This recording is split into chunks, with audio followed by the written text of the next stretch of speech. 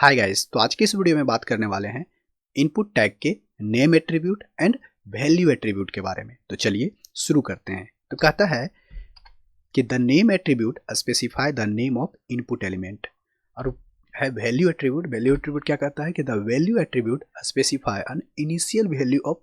इसका कहने का मतलब क्या हुआ कि यदि आप जैसे कि कोई भी वैल्यू है, ठीक है, यदि कोई भी इनपुट फील्ड के अंदर आप वैल्यू लिखते हैं तो उस वैल्यू को यह इसी के अंदर, इस वैल्यू के अंदर स्टोर करता है, ठीक है, इस वैल्यू के अंदर रखता है। यही वैल्यू है जब कोई भी फॉर्म जब सबमिट करता है, कोई भी उस फॉर्म के सबमिट बटन पर क्लिक करता है तो इसके अंदर जो वैल्यू रहता है उसी को यह कंटेन करता है। और नेम एट्रीब्यूट क्या करता है, वो आइडेंटिटी पहचानता है, उसको एक उसको पहचान होता है कि वह इस नेम के अंदर ये जो इनपुट टाइप है, इनपुट टैग है, इनपुट टैग के अंदर जो वैल्यू है उसको हम कैसे कंटेंट, मान लेते हैं कि कोई यूजर नेम है तो यूजर नेम उसमें तो इनपुट कर दिया वैल्यू, कोई भी एक फील्ड के अंदर इनपुट कर दिया, कुछ भी टेक्स्ट लिख दिया, लेकिन उसको हम अपने जो भी आपका जो फॉर्म को हैंडल कर रहा है उसको कैसे पता चलेगा कि उस इनपुट के अंदर क्या वैल्यू है। तो इसी नेम एट्रीब्यूट के जरिए वह उससे पता करता है कि उसके अंदर क्या वैल्यू है। और उस वैल्यू में कौन सा जो आप इनपुट करते हैं, या तो आप डेट इनपुट करते हैं, या पासवर्ड इनपुट करते हैं, या कोई टेक्स्ट इनपुट करते हैं, या कोई कलर इनपुट करते हैं, तो उसको वैल्यू को ये कंटेन करता है। उसको लिखना देखिए किस तरह से लिखना, इस तरह से फॉर्म टैग के अंदर आपको इनपुट लिखना है। हमने लिखा input type equal to text name user name, ठीक है, फिर password name equal to password, और इसका वैल्यू दीजिए। अगर यदि आप नहीं भी देते हैं तो इसमें बाय डिफॉल्ट होता है।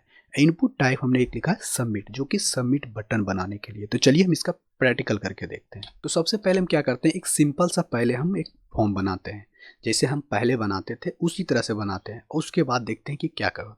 पहले उसी तरह का फॉर्म है, एक लेवल बनाते हैं, लेवल फॉर यूजर नेम, ठीक है, एक यूजर नेम हमने यहाँ पर लिख दिया, और एक इनपुट टाइप टेक्स्ट लिखते हैं, टेक्स्ट लिखा। अभी हम नेम एट्रीब्यूट का यूज नहीं करते हैं, नेम एट्रीब्यूट का यूज नहीं करते हैं। और उसके बाद एक लेवल बनाते हैं, लेवल फॉर पासवर्ड लिखा, यहाँ पर भी लिख देते हैं पासवर्ड, और एक इनपुट टाइप लिखते हैं पासवर्ड।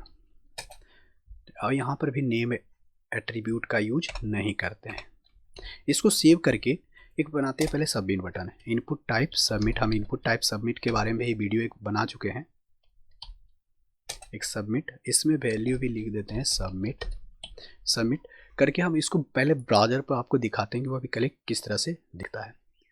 कुछ आपको इस तरह से अभी दिख रहा है। अच्छा, एक BR टैग का यूज कर देते हैं इसमें कि लाइन ब्रेक हो जाए, लाइन ब्रेक कर दिए। चलिए, कुछ आपको अभी इस तरह से दिख रहा होगा, यहाँ नहीं है, इसको यहाँ कर देते हैं। तो चलिए, आपको इस तरह से अभी फॉर्म दिख रहा है। यदि हम इसके अंदर कुछ भी इनपुट करते हैं, इसके अंदर कुछ भी वैल्यू देते हैं, यदि सबमिट करते हैं, तो ये इसको पता ही नहीं चला कि क्या डेटा था, किसको ले जाना है, कहाँ ले जाना है। तो हम इसके जरिए इसको बताने के लिए कि इस यूजर नेम के अंदर जो वैल्यू है उसको हम कैसे करेंगे, देखिए, या उसको बताने के लिए क्या कीजिएगा कि यहाँ पर जो आप इनपुट टाइप लिखे ना, इसके अंदर एक नेम एट्रीब्यूट है, उसको यूज कीजिए। आप इसके अंदर कुछ भी लिखते, हम जैसे यूजर लिख दिए, तो यूजर अब क्या करेगा कि इस यूजर के अंदर, उसके अंदर अब क्या वैल्यू दिए हैं, इस इनपुट के अंदर जो वैल्यू दिए हैं वह यूजर के अंदर चला जाएगा, और वो यह जो वैल्यू होगा जो इस फॉर्म को हैंडल करता होगा, इसी नेम के जरिए उसको एक्सेस कर सकता है। तो चलिए हम इसको दिखाते हैं थोड़ा सा प्रैक्टिकल करके। ये हमारा गेट रिक्वेस्ट है। यदि आप गेट रिक्वेस्ट देते हैं, इस गेट रिक्वेस्ट के ऊपर भी एक वीडियो बनाएंगे सेपरेट कि गेट रिक्वेस्ट क्या होता है, पोस्ट रिक्वेस्ट क्या होता है, ठीक है। तो यदि आप इसमें देखिए वैल्यू, कुछ हम वैल्यू इनपुट कर दिए। पहले क्या होता था कि यहाँ पर कुछ नहीं जाता था, लेकिन अब क्योंकि यह गेट रिक्वेस्ट है, गेट क्या करेगा, एक URL पर ही जिसे उस पर सबमिट करेगा। देखिए, जो भी इस फॉर्म को हैंडल कर रहा है उसको यह गेट रिक्वेस्ट के, यदि आप इसको सबमिट करते हैं तो देखिएगा हमने लिखा यूजर।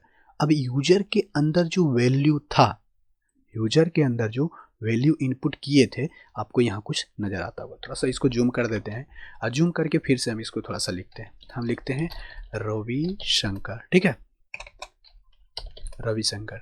हम इसको सबमिट करते हैं तो आप देखिएगा यूजर इजकल टू रविशंकर। अब इस फॉर्म को जो भी हैंडल करेगा उस यूजर, जो यूजर लिखा हुआ है उस नेम के जरिए वह इस वैल्यू को एक्सेस कर सकता है। जो भी इस फॉर्म को हैंडल करता होगा वह इस यूजर नेम के जरिए, यानी इस नेम के जरिए उस वैल्यू को एक्सेस कर सकता है। अब जैसे हमने यहाँ पर लिखा पासवर्ड के अंदर कुछ नहीं दिया, इसीलिए वहाँ पर कुछ वह दिखाई नहीं दे रहा है।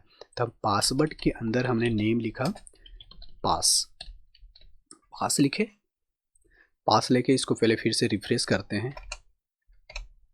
ठीक है, इसको हम रिफ्रेश किए। अब यहाँ पे लिखते हैं रवि एंड पासवर्ड में लिखते हैं 1 2 3 4 5 6। सबमिट किए। आप यहाँ पर देखिएगा कि यहाँ यूजर में क्या आया, रवि आया, और एंड लगा करके पास जो यहाँ पर नेम दिए हैं 1 2 3 4 5 6, यानी 1 2 3 4 5 6 आया। तो यह क्या करता है कि जो भी इस फॉर्म को अब हैंडल करेगा उस नेम के जरिए यूजर एंड पासवर्ड जो लिखे, यूजर एंड पास लिखे हैं, जो इस दोनों के नेम के जरिए उस इनपुट में क्या वैल्यू था वो इसको एक्सेस कर सकता है। तो चलिए आपको ये वीडियो कैसा लगा कमेंट बॉक्स में बताइएगा। Till then thanks for watching this video.